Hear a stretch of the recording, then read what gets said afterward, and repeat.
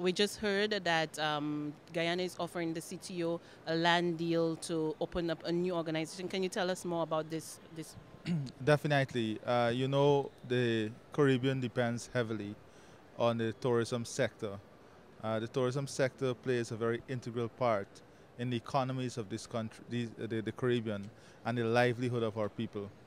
We in Guyana have been progressively trying our best to educate the region and to work with the region on the issues regarding climate change and the devastating effect that climate change can have on the environment and the tourism sector as a whole.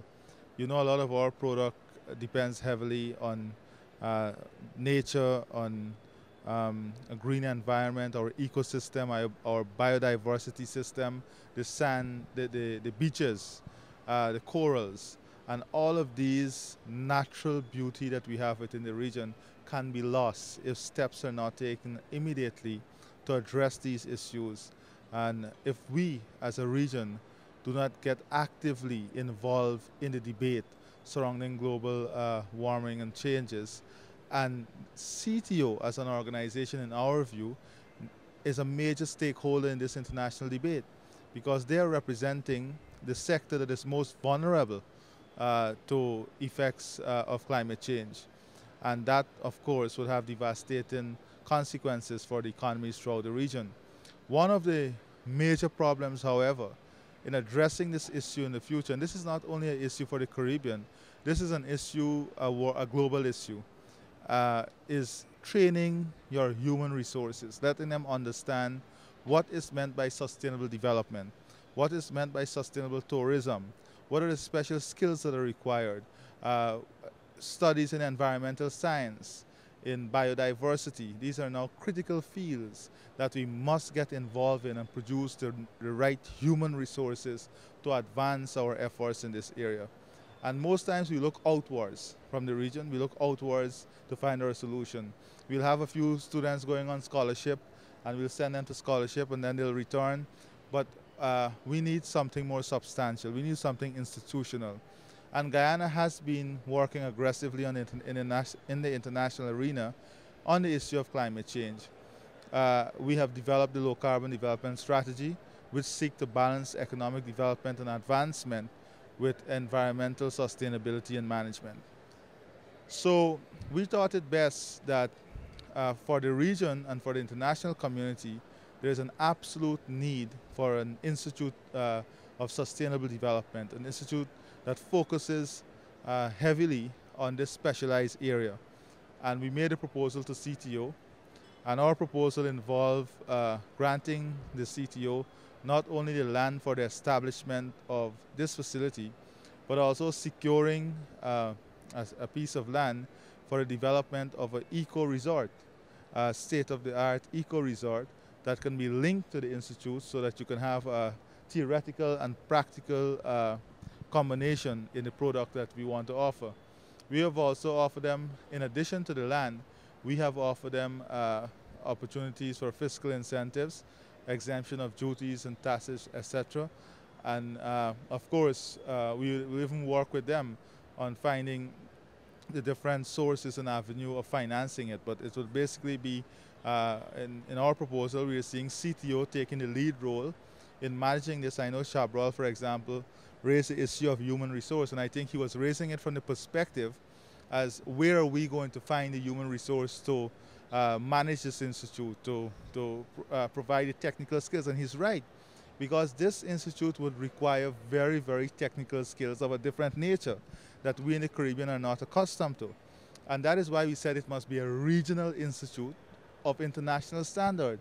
And we will have to buy in those skills, but it must be a sustainable institute. A lot of persons around the world, the region, we have access to South America, would now study in the field of environmental science, environmental sustainability, nature science, biodiversity, all critically linked to sustainable development. And what we are saying is that if we have the right skills and if we are able to link this institute with what is going on the international stage, then you will be able to attract students coming in, and you'll be able to have the best professors. You know how education goes.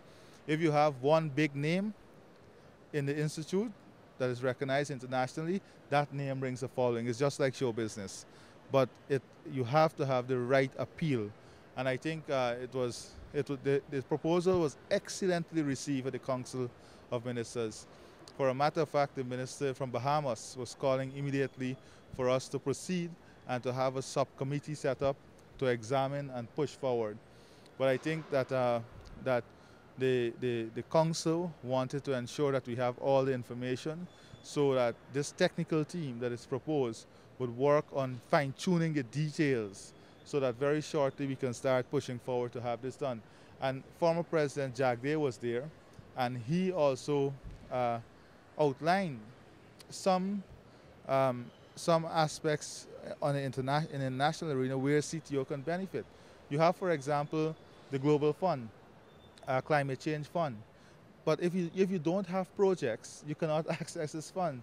And the Caribbean has not been submitting projects in a very progressive way to have access to this fund, although we as a region stand to lose the most in this whole climate change issue.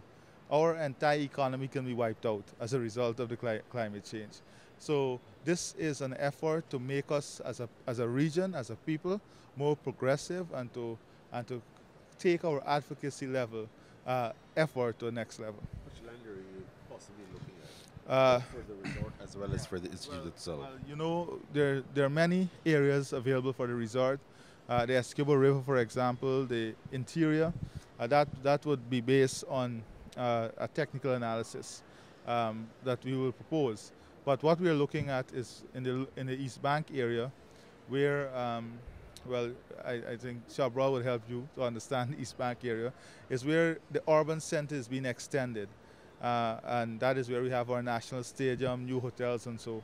And that is the urban center. We are looking to put this modern facility, institute, and it should be, our proposal is that it must be an institute, an international institute of excellence. What will be the land area that you're offering?